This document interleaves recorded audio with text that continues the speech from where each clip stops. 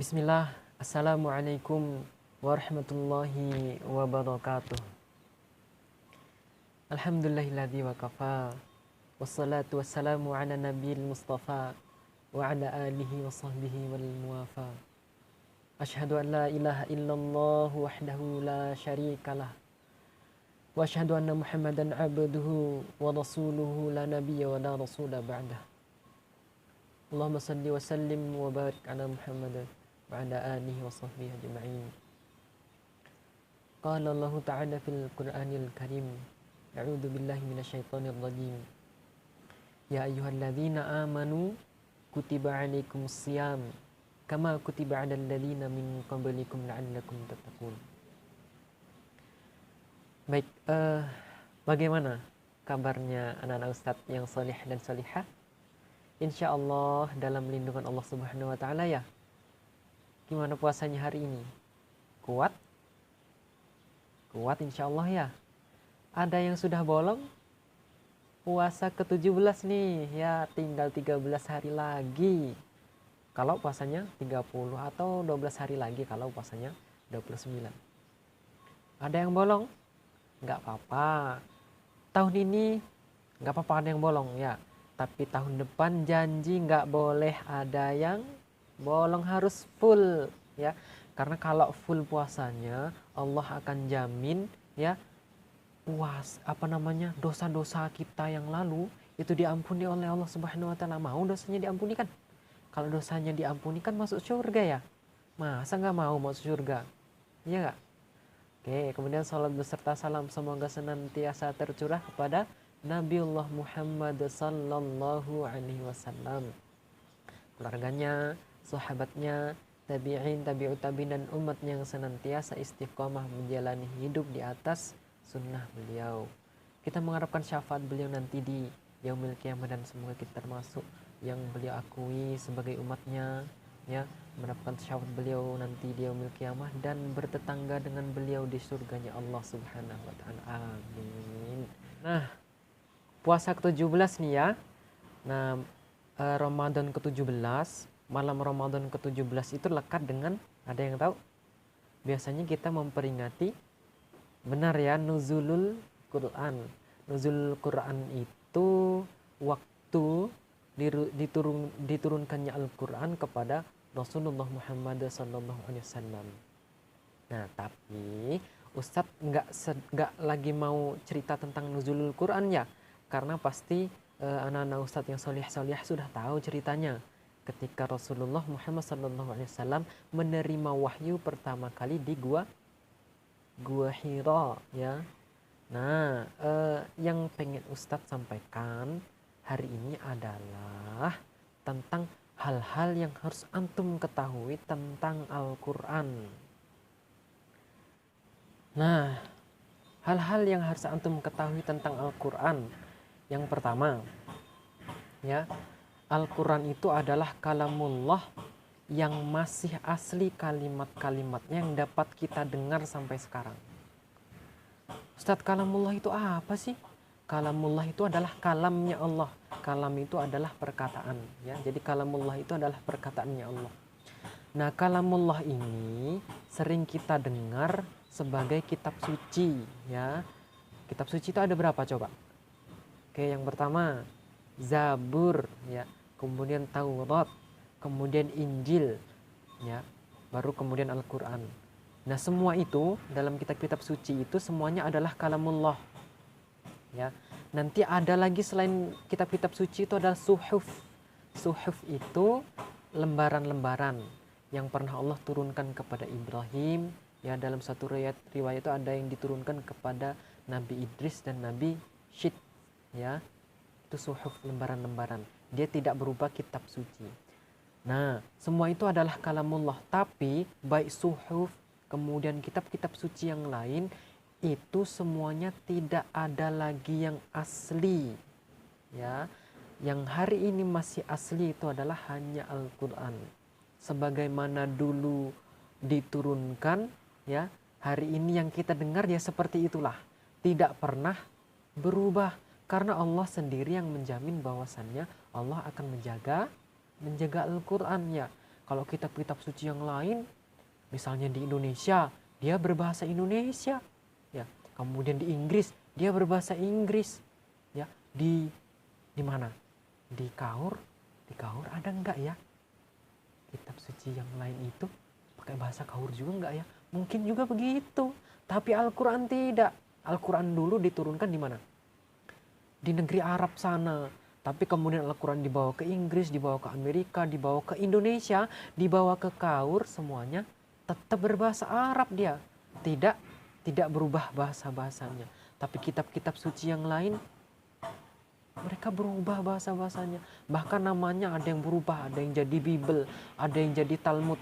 Ya, tidak seperti nama dahulu. Tapi Al-Quran namanya tetap Al-Quran. Nah, itu yang pertama.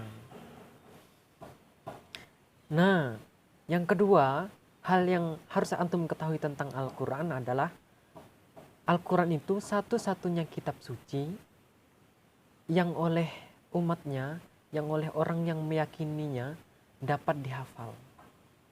Nah, kalau umat lain ada yang hafal kitab sucinya nggak? Kayaknya nggak ada deh. Nah, coba kalau antum punya teman non-muslim, dia punya kitab suci apa misalnya, ditanya, antum hafal kitab suci antum nggak? Gitu. Pasti dia jawab enggak, ya. Kalau kita, kalaupun nggak hafal semuanya, setidaknya satu surat atau beberapa surat hafal. Tapi kalau mereka satu ayat pun susah mereka menghafalnya, ya. Karena seperti yang Ustadz katakan tadi, di Indonesia berbahasa Indonesia, di Inggris dia berbahasa Inggris. Jadi susah mereka menghafalnya karena bahasanya berbeda-beda. Tapi kalau Al-Quran satu bahasa, yaitu bahasa Arab. Jadi semuanya baik kemudian di Indonesia, baik kemudian di Arab sendiri atau di Inggris, mereka hafal Al-Quran dan bahasanya sama. Nah, itu yang kedua. Hal-hal yang harus antum ketahui selanjutnya adalah, ya, sebelum Ustaz lanjutkan nih, Ustaz mau bertanya, anak-anak Ustaz yang soleh solihah, hari ini yang belum baca Al-Quran, belum baca satupun salah satu ayat dalam Al-Quran, coba, ada nggak? Angkat tangan. Ustaz yakin sih anak-anak Ustaz yang soleh solihah pasti ada. Minimal satu surat atau beberapa surat dalam Al-Quran, ya nggak? Oke, karena dalam sholat, karena kita sholat terus kan ya, sholat 5 waktu ya, dalam sholat itu pasti ada surat yang dibaca dari Al-Quran, ya, minimal Al-Fatihah, kemudian surat-surat pendek, ya atau nggak? Nah, hal yang antum harus ketahui yang ketiga dari Al-Quran adalah Al-Quran, karena Al-Quran sendiri itu artinya kan bacaan, ya. Al-Quran itu adalah bacaan yang paling banyak dibaca oleh umat manusia.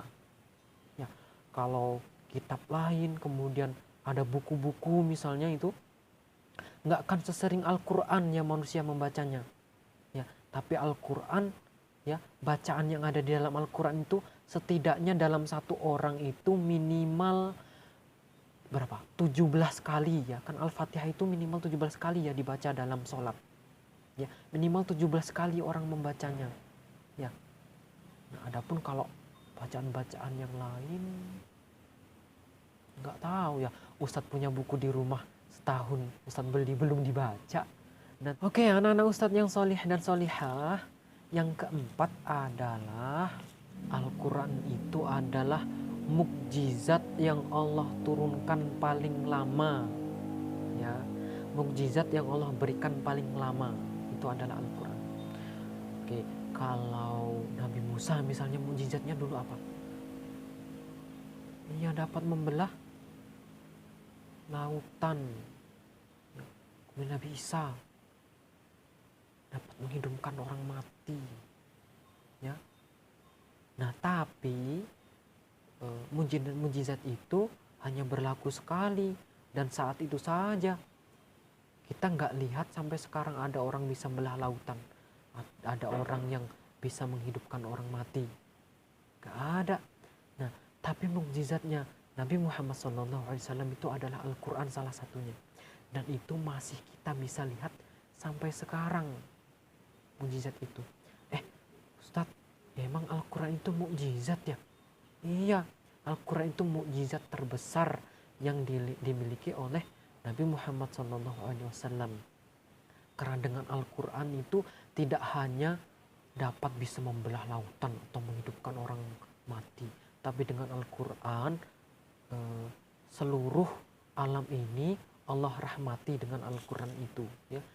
Dan Al-Quran itu masih ada sampai sekarang. Ya, mukjizat Al-Quran itu masih ada sampai sekarang dan kita merasakan mukjizat itu. Ya, mukjizat yang abadi hingga hari kiamat nanti. Nah, itu hal yang harus antum ketahui yang keempat, ya. Nah, hal-hal yang udah antum ketahui tadi bukan hanya sekedar untuk antum tahu saja, tapi hal-hal yang antum ketahui tadi kan luar biasa. Dan kita sekarang sedang memegang Al-Quran itu karena kita sebagai umatnya Rasulullah SAW, berarti kitab suci kita adalah Al-Quran, ya. Maka kita harus mencintai Al-Quran, ya. Karena salah satu yang harus antum ketahui juga dari Al-Quran itu adalah satu huruf kalau kita membacanya dapat pahala. Satu huruf saja itu dapat 10 kebaikan loh. Kalau kita baca koran misalnya, baca A, B, C, enggak kita dapat pahala. Tapi membaca Al-Quran kita dapat pahala. Nah, Ustadz pengen anak-anak Ustadz yang solih-solihah ini dapat kemudian membaca Al-Quran setiap hari. Ya, hafalan misalnya, punya hafalan kul huwallahu ahad misalnya, untuk ulang-ulang terus setiap kul, hu, semuanya itu dapat pahala. Ya, dapat pahala yang dapat memberatkan timbangan amal kita, amal kebaikan kita di akhirat nanti. Kan kita pengennya masuk surga. Nah, masuk surga itu harus berat timbangan amal kebaikannya. Nah, salah satu yang termudah untuk mendapatkan amal kebaikannya yang dapat memberatkan timbangan amal kebaikan kita adalah Al-Quran.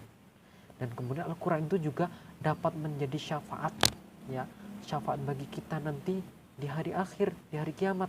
Kalau kita misalnya banyak dosa, tapi masuk neraka, ya, ternyata Allah Subhanahu wa taala memvonis kita masuk neraka. Nah, nanti tiba-tiba datang Al-Quran dalam berwujud manusia yang cantik dan ganteng, kemudian menolong kita, kan kita senang, ya. Nah, maka anak-anak Ustadz yang solih-solihah jangan ragu, jangan bimbang, ya, jangan males-malesan untuk membaca Al-Quran. Ya, Al-Quran itu kitab suci, pedoman hidup, ya, petunjuk bagi kita, kemudian pembeda, ya. Kalau kita banyak-banyak membaca Al-Quran, maka kita semakin bisa melihat mana yang benar, mana yang salah, mana yang harus dijauhi, mana yang harus ditinggalkan.